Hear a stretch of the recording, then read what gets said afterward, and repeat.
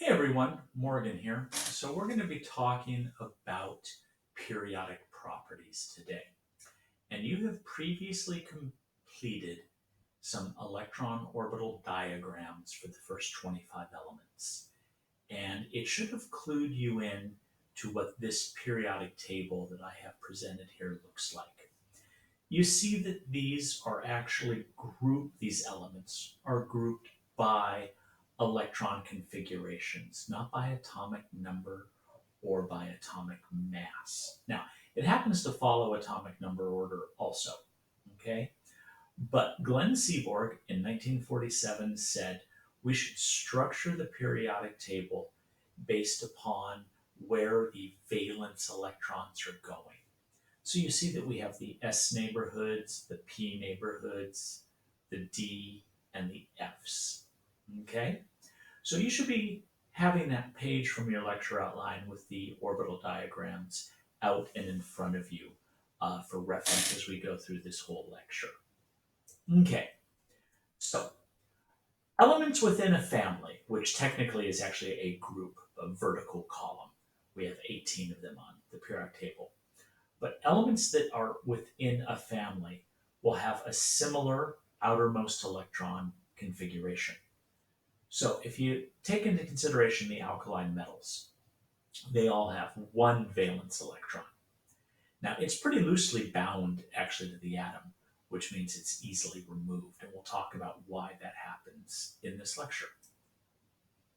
Now, valence is the name that we're going to use to describe these outermost electrons. The outermost S and P electrons are called the valence electrons.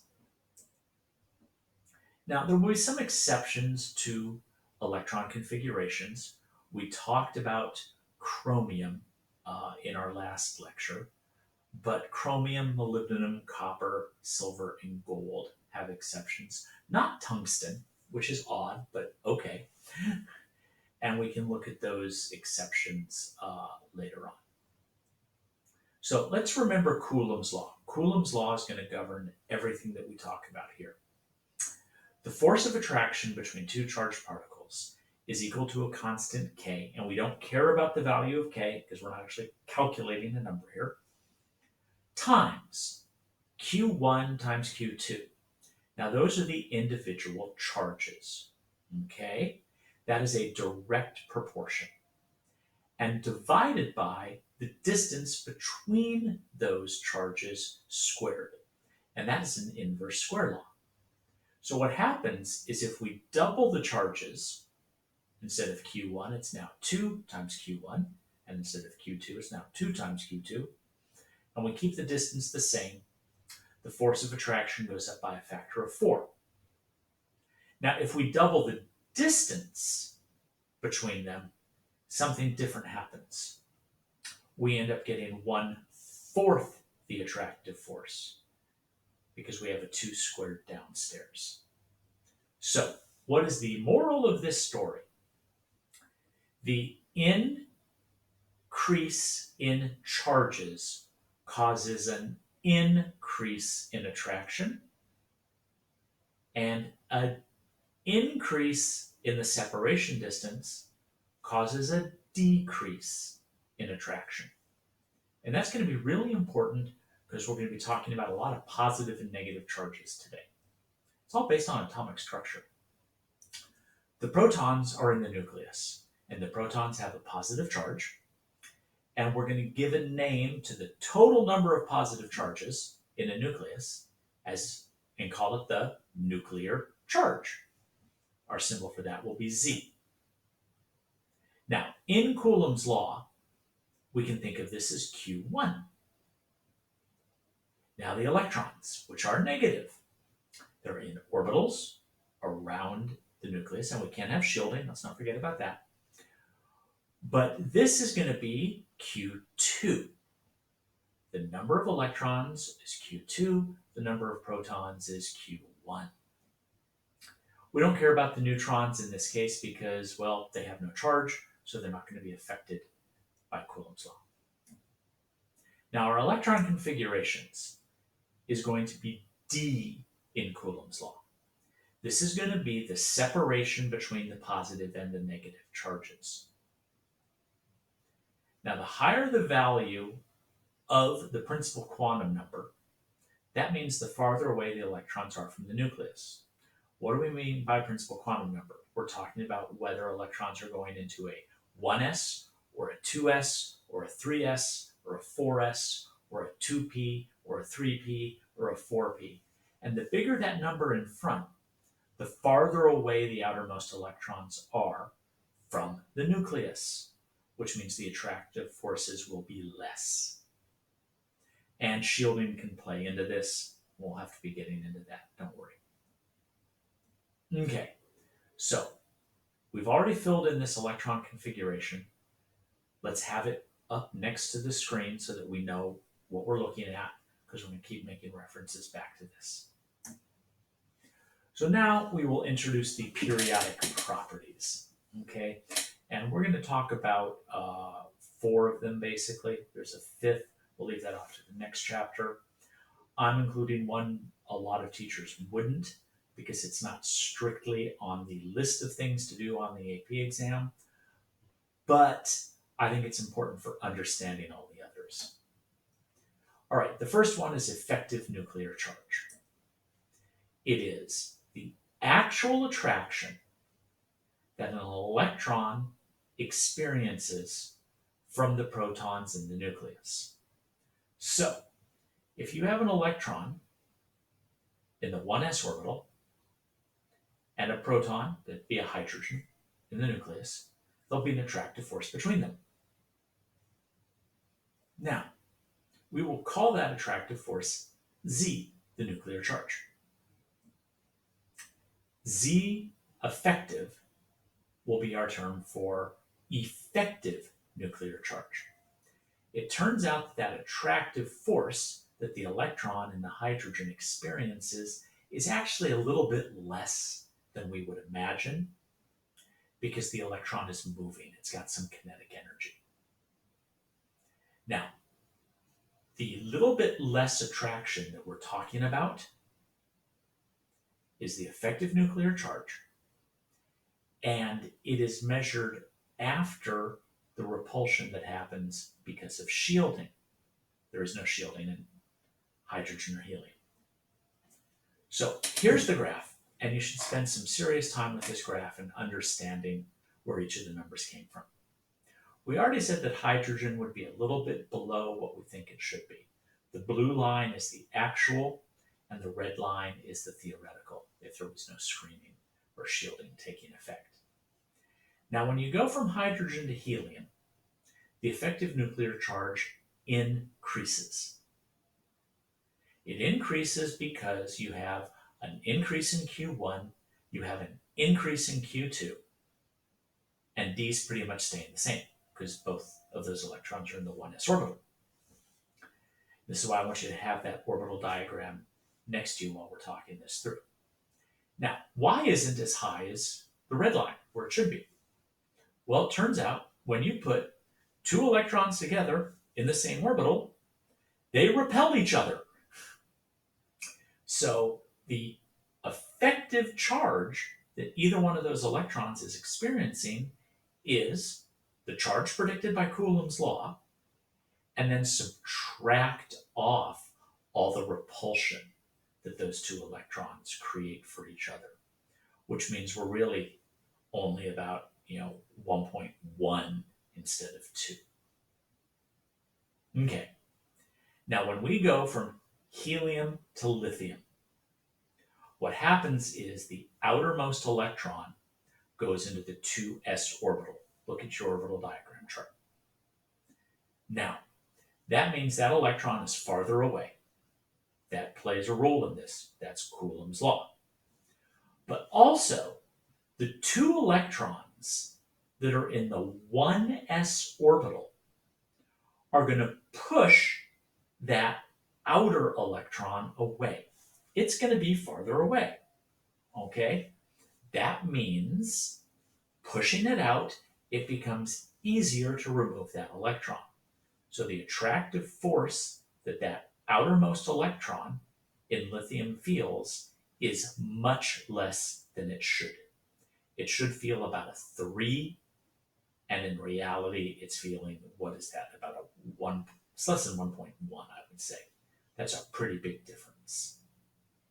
And that's shielding those electrons in the innermost orbitals, repelling the electrons in the outer orbitals.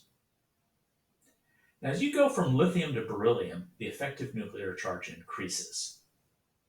And that's because in Coulomb's law, Q1 and Q2 are getting bigger. You're adding another proton, you're adding another electron. However, they are both being added the same distance away. So we actually see a sizable increase in effective nuclear charge, about half a point. Nowhere near where it should be, but it's a sizable increase. Those two s electrons are being repelled by each other, and they are being shielded from the attractive forces of the nucleus by the 1s electrons. So when we go to boron, what happens is and again, look at your orbital diagram, we are adding another electron, but this time it's going into the 2p orbital. It is farther away than the 2s orbital. Not a lot farther, but some. So Coulomb's law says if the electron is farther away, it's harder to attract. And we have shielding from the 1s and the 2s, pushing it out. Go from boron to carbon to nitrogen, and you see an increase in effective nuclear charge because inside Coulomb's law, Q1 and Q2 are getting bigger. D is staying the same. Makes perfect sense here. Okay. It's nowhere near as high as it should be. It's at 2 and it should be at 7 for nitrogen, but it's still increasing. Now, the drop from nitrogen to oxygen is very explainable if you look at electron configurations there on that page from your outline. What has happened is we now have one 2p orbital that has 2 electrons in it. There's going to be repulsion because of that. Those 2 electrons are going to push against each other. Okay? Now, I had you put a star in the lecture outline when we did oxygen and sulfurs configurations for that reason. Those paired electrons are a really important idea right now. Oxygen to fluorine to neon, an obvious increase. Not as high as it should be, but we get a nice increase. And you get the highest effective nuclear charge that we're seeing here for neon. It's noble gas. Q1 and Q2 are at the largest for that whole period as we're going from lithium all the way over to neon. And D has pretty much stayed constant for adding electrons 5 through 10. Now, when we go to sodium, number 11, Q1 and Q2 are still increasing, but D got bigger this time. And D increasing is more important than Q1 and Q2 increasing, because with the inverse square law, whatever increase happens in D gets squared, and that makes it really important.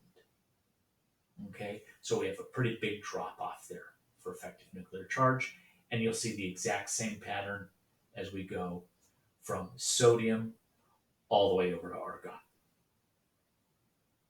Okay, so some notes here. I'll leave that up for a moment.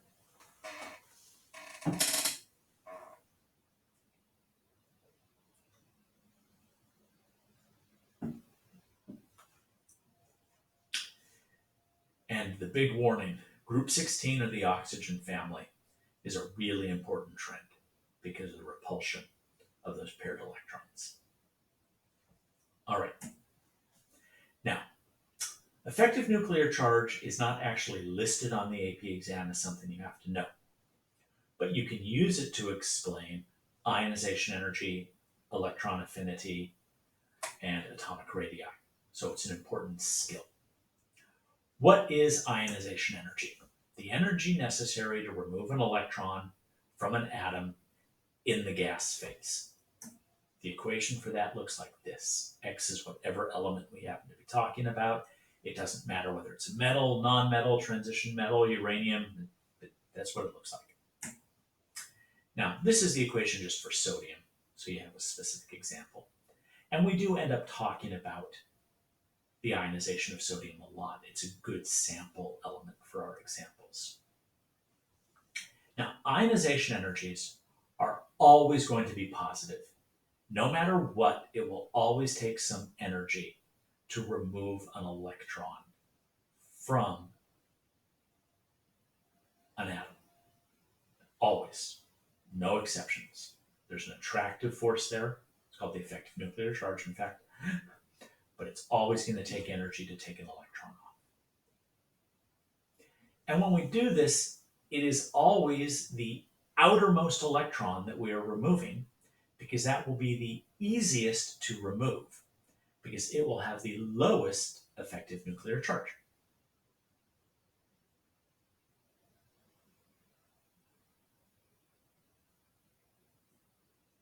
Okay. Again, we'll use hydrogen as our reference, and the ionization energy for helium is going to be very high. Let's look at that on a graph. Put your finger on hydrogen, so to speak. That's just a reference point. Now go up to helium. Why is the ionization energy so high for helium? Because you have 2 protons and 2 electrons. Let's go back to Coulomb's law. Q1 and Q2 got bigger, D stayed the same, because both those electrons are in the 1s. Let's say that again. In Coulomb's law, Q1 and Q2 got larger, but the distance D stayed the same. Both those electrons went into a 1s orbital. There's no shielding. There's quite a bit of repulsion, but there's no shielding. Now, it turns out, as you look at this, the ionization energy peaks are always going to be noble gases. Okay. Now, when we go to sodium, or to lithium, the outermost electron is in the 2s orbital. It is farther away from the nucleus than the electrons in the 1s, and the electrons in the 1s are providing a shield, which means they're going to be pushed out. They're going to push out that 2s electron. So the ionization energy drops quite low. Now, when you go from lithium to beryllium, element 3 to element 4, what you see happening is an increase in Q1 and Q2 for Coulomb's law, with D staying the same. And by the way, K is the constant. It never changes in Coulomb's law. It's always the same. So, increased attraction. There's a little bit of repulsion between those 2 electrons, so it's not as high as we might anticipate. But it's definitely higher than lithium, which means it's harder to take an electron off of beryllium than off of lithium. Now, when we get to boron, its outermost electron is in the 2p orbital. Again, be looking at your electron configurations. If we were in the classroom, I'd have them all written on the board and we'd be making reference back to them. Now, since it's farther away, Coulomb's law says less attraction, a smaller effective nuclear charge. But you also have to deal with the shields that are being generated by the 1s and the 2s electrons. Now, I'm basically giving you the same argument right now for ionization energy that I gave you for effective nuclear charge. Because ionization energy is the same basic concept. How strongly is that electron attracted to the nucleus. Okay, for boron to carbon to nitrogen, we have a nice increase there. Okay, and then it drops for oxygen. Again, it's those paired electrons. Look at the orbital diagrams you've got. The electron configuration tells you you've got those paired electrons. They repel each other. They're in the 2p orbital now. Fluorine to neon, it goes up. And neon is one of the peaks because it's a noble gas. And the electrons are very strongly attracted to the nucleus. Now it drops massively for sodium. In fact, if you look, the low values here are all alkaline metals: lithium, sodium, potassium, rubidium, cesium, and francium. Okay? Because the outermost electron has just gone to a higher energy level. And what you're seeing is that these are following the same basic pattern every single time. Okay. So as you go across the periodic table, left to right, and down from top to bottom, what happens? Left to right, ionization energy increases. Top to bottom, it decreases. Why? As you're going from left to right, increased number of protons and electrons without a change in the distance they are away from the nucleus.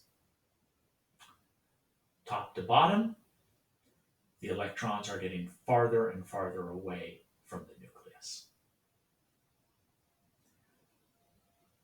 So what causes Z, the charge in the nucleus? It's the number of protons.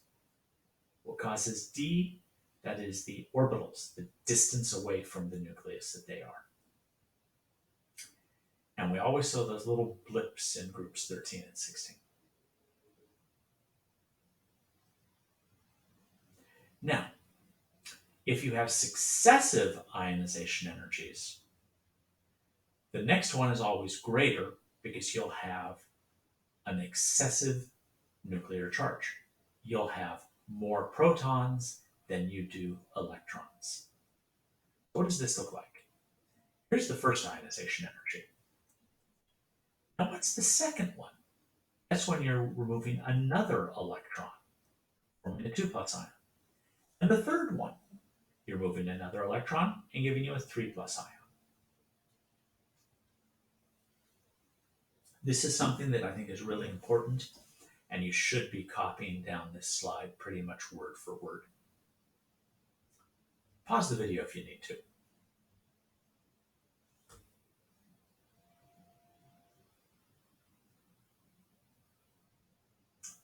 Okay.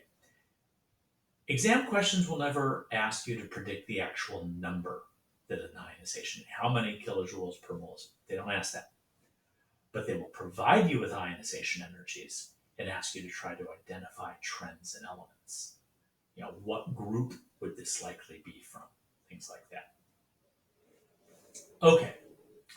The third periodic property that we're going to talk about is called electron affinity. Now, affinity normally means like an attraction or a tendency to. And this isn't quite that, okay? Electron affinity is the energy change associated with the addition of an electron to a gaseous atom.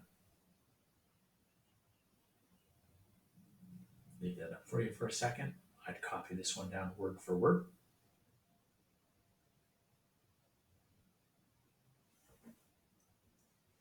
So the equation looks like this. Now, I have always been fond of referring to this as delta E, or the electron attachment energy, the energy change associated with attaching an electron to an atom. So here we go. There's two intercepts. There's your normal atom and its electron. There's your anion. When you add the electron to the normal atom, energy is released. That means it goes down. And that's what delta E would look like on this graph.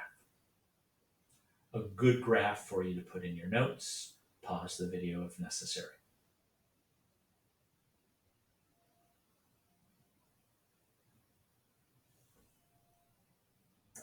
Okay, so here are the values for the first 20 elements.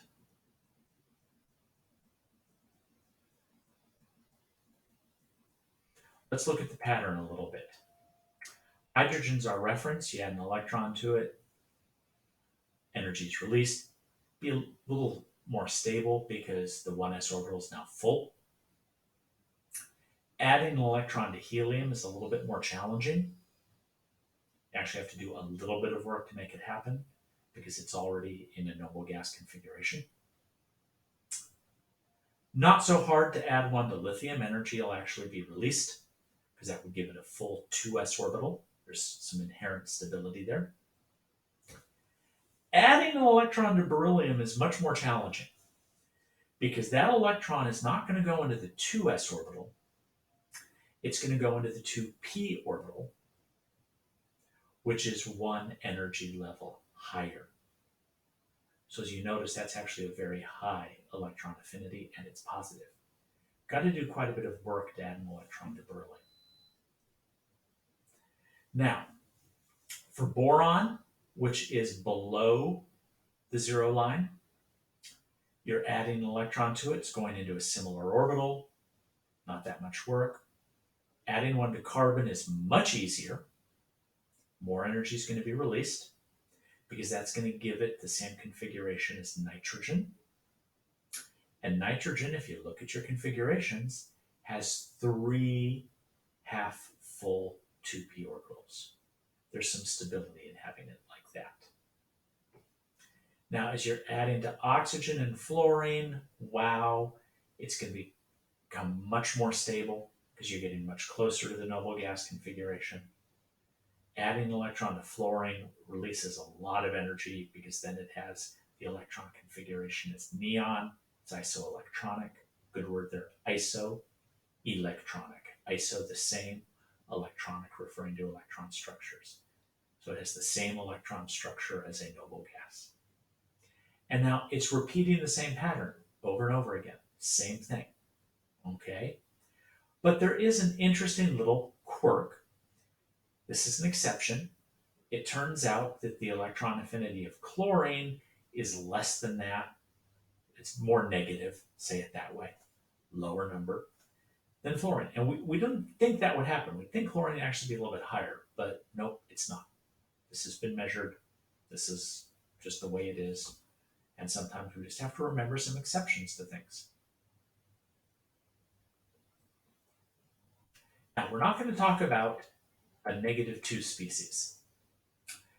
Once you've added one electron, adding a second electron is basically impossible because you're trying to put two negative particles together. There's going to be repulsion. Now, we can talk about adding 2 electrons simultaneously. And it is possible to do this if you're doing them in a crystal structure, but that's not technically electron affinity because it needs to be in the gas phase. So we're basically talking about, adding 1 electron or adding 2 simultaneously or adding 3 simultaneously. You get the idea. All right. The last of the periodic properties we're going to talk about is atomic radii. That is the size of an atom. Okay? Now, this is based on the simple geometric concept of a radius, half the distance across a circle, except in this case, the circle is actually a sphere, but a sphere will have the same radius. Okay? Now, we know that the size of an atom is dependent upon electron clouds, and locating the exact edge of a cloud is challenging. Okay? And because of that, these are approximations. They're really good approximations, but they are approximations. We make these measurements in covalent compounds. We try to find 2 atoms that are the same when we put them together. Sorry, I'm a little fast on that one. So we'd like to do it for H2, O2, N2.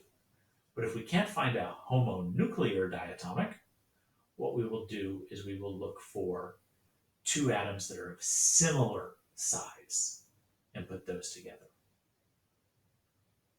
Okay, there's an approximation. There are a lot of different versions of this diagram out there. Okay, now in this one, what you're seeing is that as you go down a family, the atomic radius is going to get bigger.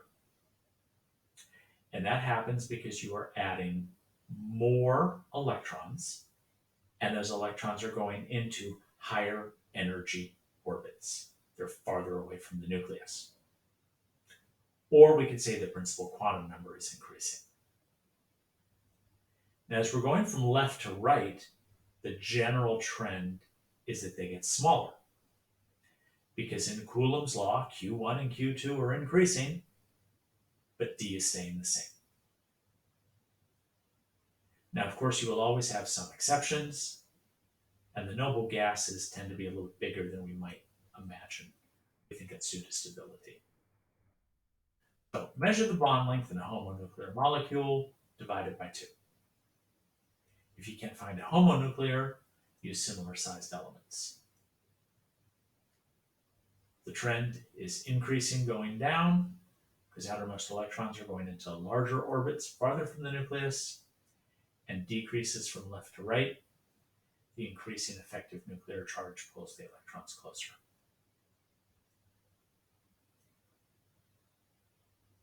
Okay, in Coulomb's law, that means Q1 and Q2 are getting bigger, but D staying the same. Now, of course, this idea is that the electrons are all going into the same orbital.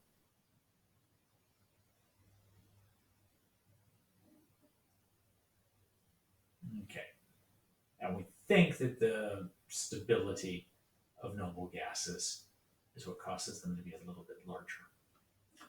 That's a point we could argue. Now, how about the size, the radii, of a cation or an anion? It's all a discussion of Coulomb's law. When you lose electrons, okay, you're going to lose them from the outermost orbital. Those are the ones that are far away. So our positive charge is greater than our negative charge. That can pull the electrons in more tightly. And when cations form, they tend to form to noble gas configurations. Sodium tends to give up 1 electron, magnesium tends to give up 2. Now that means that the electrons that are being attracted are electrons that are closer to the nucleus. I have a stronger pull on that. Again, it's Coulomb's law. So in other words, Mg2 plus will be smaller than Mg. Or Al3 plus is much smaller than Mg2 plus, which is smaller than Na plus. Because when you lose 3 electrons, the effect is even bigger.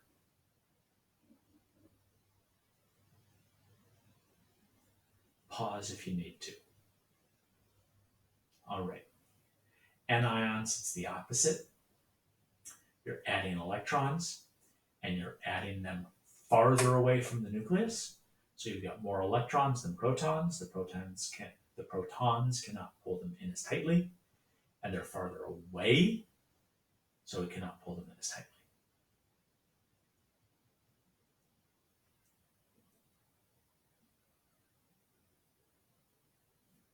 Pause if you need to.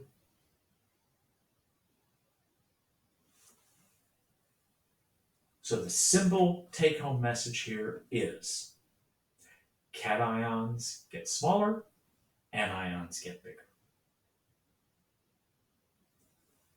Okay, now there you go.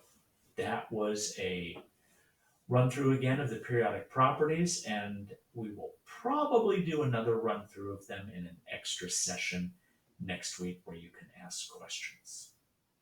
Okay, that's all for now. Thanks for tuning in. This is Morgan signing off.